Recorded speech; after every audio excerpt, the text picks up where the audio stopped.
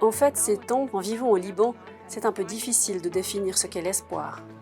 Mais pour moi, c'est survivre dans toutes les difficultés. Et avec l'aide de Dieu, bien sûr. L'espoir, pour moi, c'est un futur meilleur dans les temps qui viennent. Ces temps, tous mes amis essayent de quitter le Liban pour travailler dans d'autres pays et en vivre. C'est très dur de trouver un peu d'espoir au Liban. Mais je pense que nous devons rester forts, relever nos têtes, et avec Dieu, tout est possible.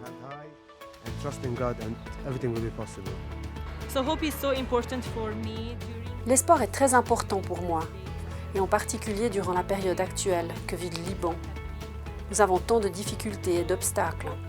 L'espoir, c'est un des éléments qui fait que je continue de vivre.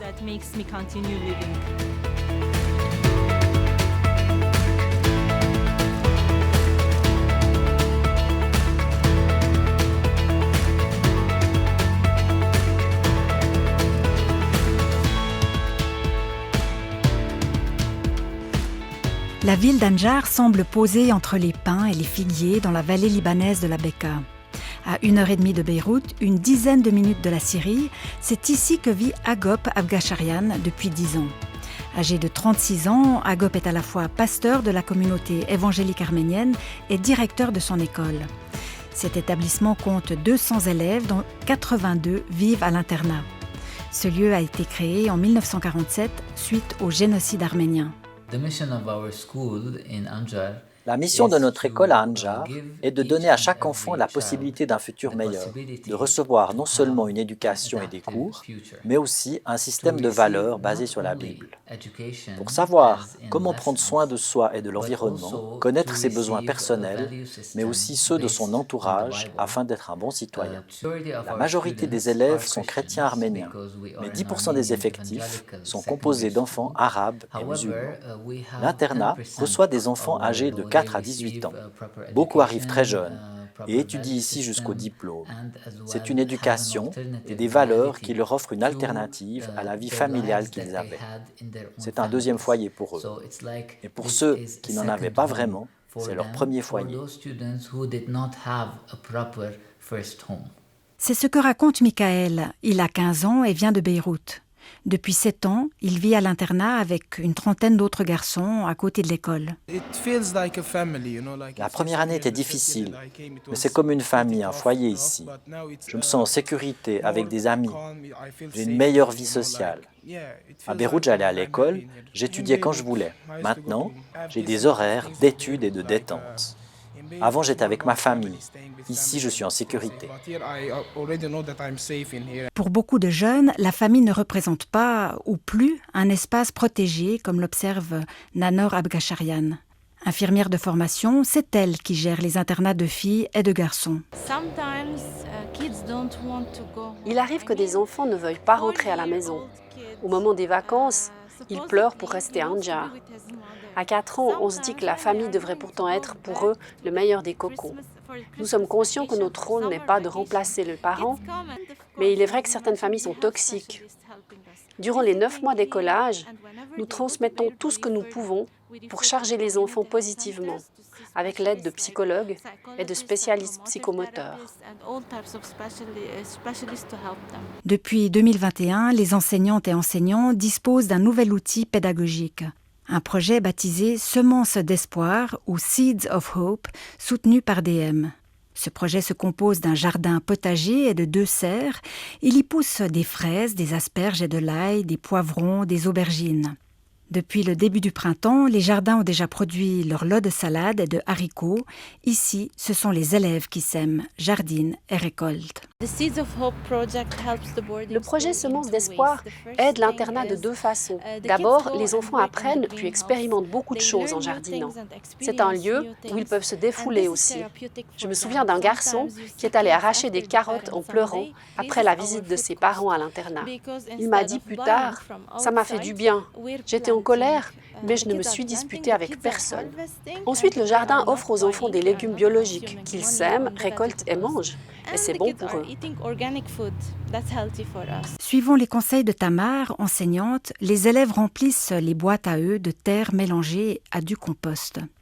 Aujourd'hui, la classe, qui dispose d'un carreau de jardin comme toutes celles de l'école, sème des légumes, de la salade iceberg, des choux, des tomates et des poivrons.